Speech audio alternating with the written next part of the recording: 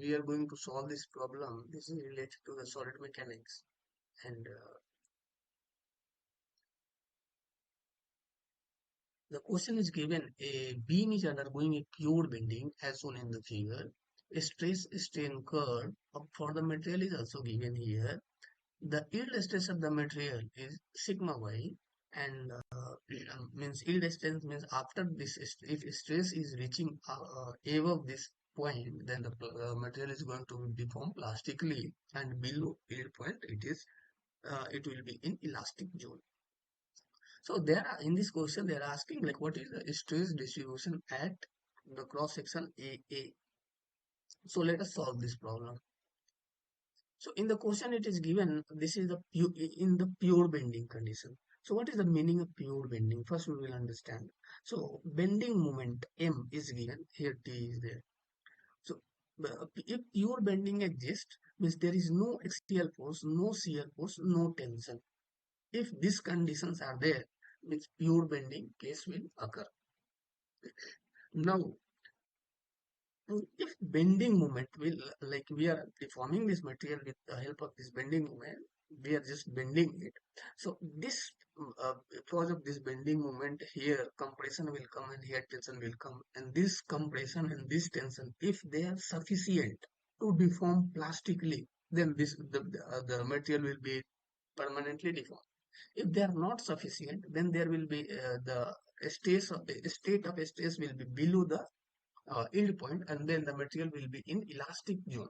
So if materials are in elastic zone, there will not be any permanent deformation. So that's why here I have written like if bending moment is sufficient to deform the material plastically throughout the volume. Here volume means each fiber. Like see, here compression will be there, here tension will be there. Outer layer having tension, inner layer having compression. So here negative tension is there, here positive tension is there. So when we are going through positive to negative, we are moving from, suppose from here to here we are moving, like here positive tension is there, here negative tension is there. So in between there must be one fiber or layer where zero tension is there. So that plane or that fiber is neutral plane. There is no any tension. So now come to the question: if the bending moment is sufficient to deform the material plastically throughout the volume means each fiber of this material, then what will happen? Plastically deform. And according to this stress strain curve, the stress distribution at the point AA, this point will be this. So here, let us understand. This is the AA. This is the AA. Like means in the question, whatever AA cross section is given, that is this line is representing that cross section. So above this, there is what? There is compression. Below this, there is tension. So here I am representing plus sigma y, here minus sigma y.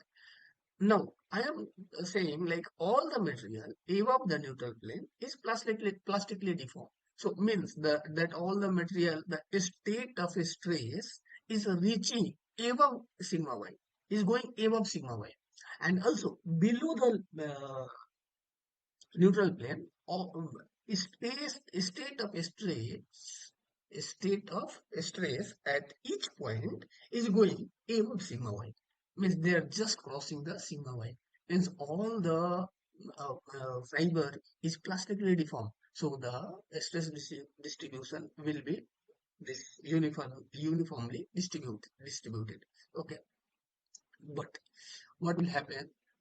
There is a variation in tension and compression. This condition will not reach initially. We'll have to deform the material continuously, and at one point, at one point, everywhere the stress will be above sigma y, then this condition will reach. But now there is a variation in tension and compression. When we bend the material, the outer fiber experience the tension like this one. Inner fiber, this will experience the compression. And as I told, like there will be a neutral plane. So there will be a neutral plane in between which having zero tension. So hence there will be variation in uh, induced stress from inner to outer layer or fiber, we can say. So they are more plastically deformed at outer layer and inner layer because of yielding. So what I am telling, like there is a variation, means gradient is there. So maximum stress will come here, and as we are going inside there, the stress is going down, and again it is increasing in negative direction. So suppose if we we are plotting the stress distribution. So what will happen here?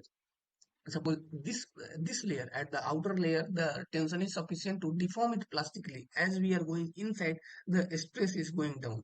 Again, if we are moving towards the neutral line, the stress is going down. So there may be some volume near to the neutral plane which are elastic, means which are till now that volume is not plastically deformed. That volumes are in elastic zone. So outer layer will be in plastic, inner layer also may be in plastic zone, but here the volume near to the neutral plane might be in elastic zone, because there is a variation in stress. There is variation in stress. So now we'll see uh, this is the neutral plane here. So neutral plane, at the neutral plane, what is happening here? Stress is zero. Now we are going outside. So outside stress is increasing. And once it will reach the sigma y, after that there will be deformation. And after that we are saying the sigma y we are keeping constant, and we are deforming the material continuously.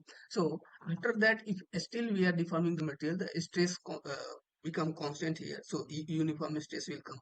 And same case in the compression zone, means inner side. So when we are moving inside, means above the neutral plane, stress in negative direction, means they are in compression. So the stress is increasing, and when it will reach the sigma y at some fiber, when the stress will reach the sigma y, material will plastically deform.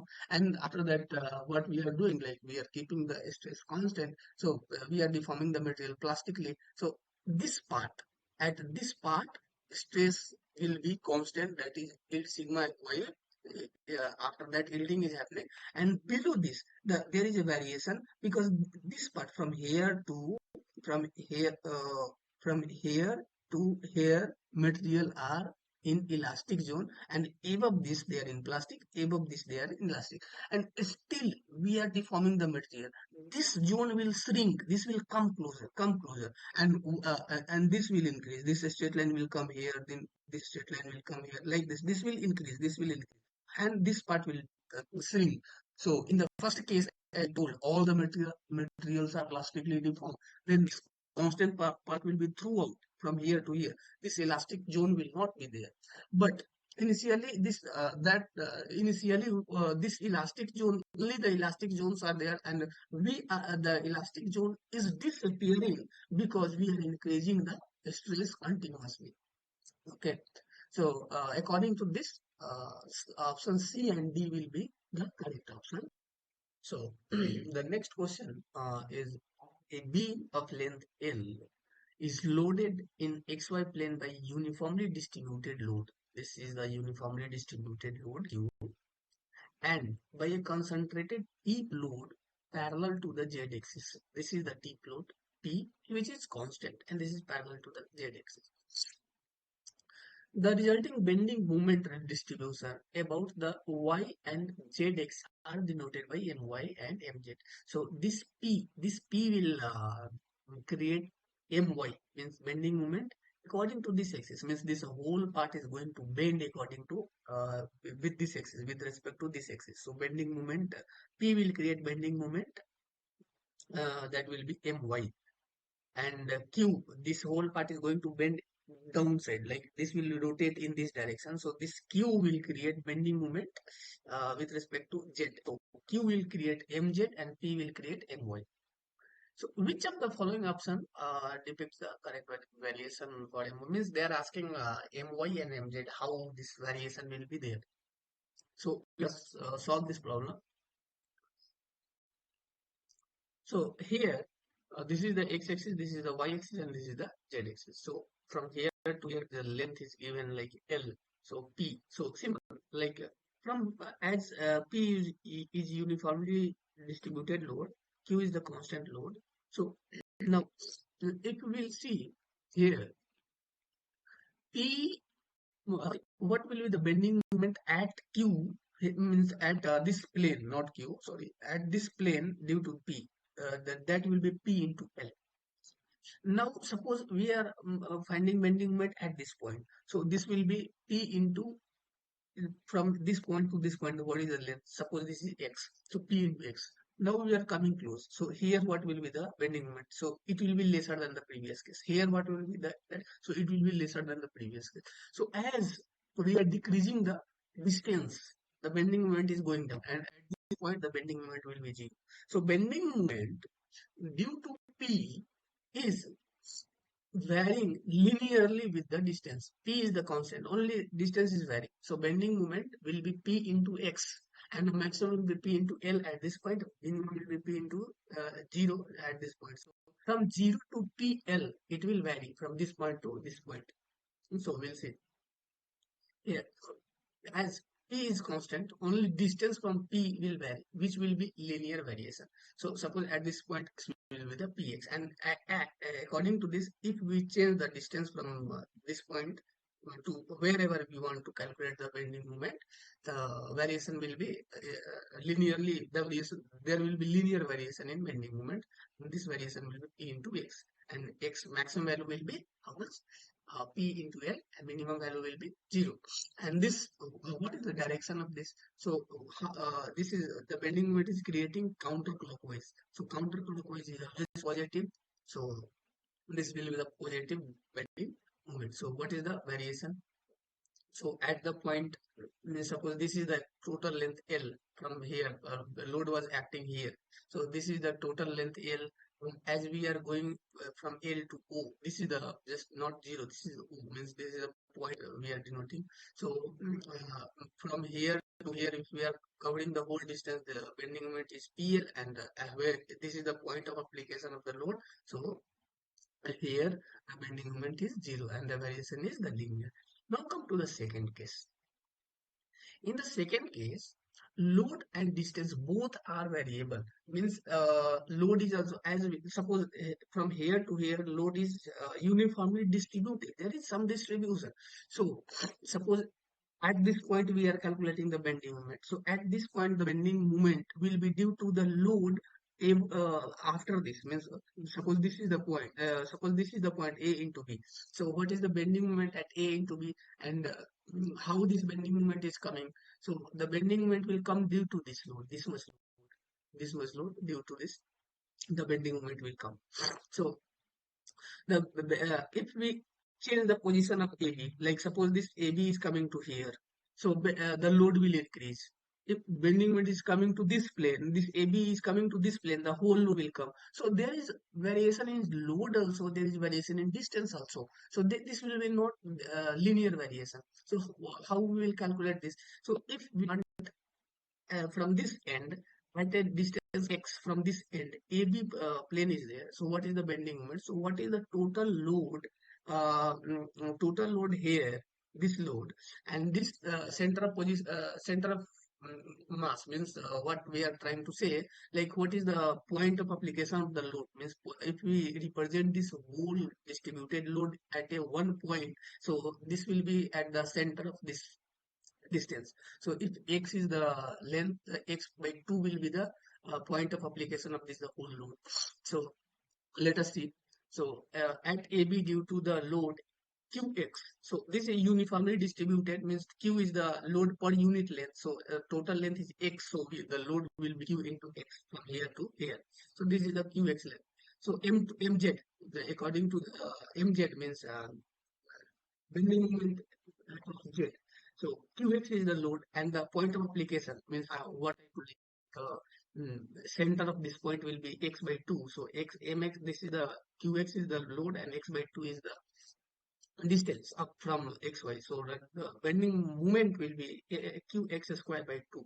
And what is the direction? So this part, this load is trying to bend the this beam in clockwise direction. So clockwise direction is negative. So what is the maximum value of bending moment? So maximum value of the bending moment will be where Q is constant. I am saying Q is constant. Q is the load per unit length. Per unit length means this is varying and constantly it is varying. So Q is constant and uh, x square is varying. So x square, this is a parabolic. So what will happen? So this is going negative direction. So maximum will be QL square by 2 at this point. Minimum will be 0. So here QL square by 2 and L.